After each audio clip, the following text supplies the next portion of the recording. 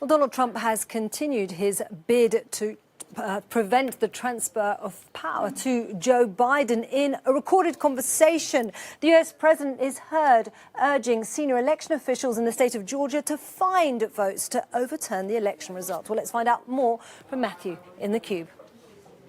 Well, Isabel, when you read the transcript of this phone conversation, you do need to take a step back. A direct quote from United States President Donald Trump to election officials. Do you think it's possible that they shredded ballots? Because that's what the rumour is. The US president is using rumours and baseless online theories to try and put pressure on election officials in the state of Georgia so that they might investigate and potentially change the result of the vote.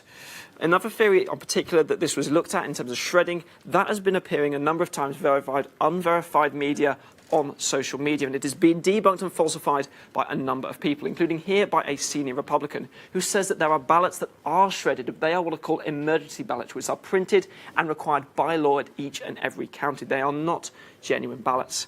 Something else the president makes reference to is the idea that dead people were registered to vote in the 2020 US election. But here in the Cube, we last month spoke to multiple election officials, and they told us that this rumour appears at every election. There is no proof behind it, and any genuine fraud involving dead voters would have no impact on the vote result.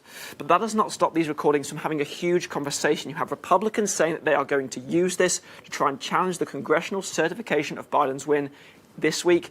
But you also have Democrats who have repeatedly said that they are going to send a letter to the FBI director urging him to open a criminal investigation into President Trump over these conversations.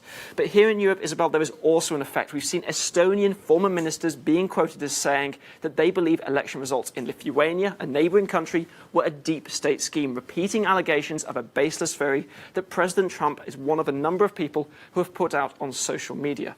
So you can see how these Trump tapes have had a huge reaction, not just online in the US, but they're also having ramifications here in the continent. Ramifications on the continent. Well, many thanks, Matthew, there.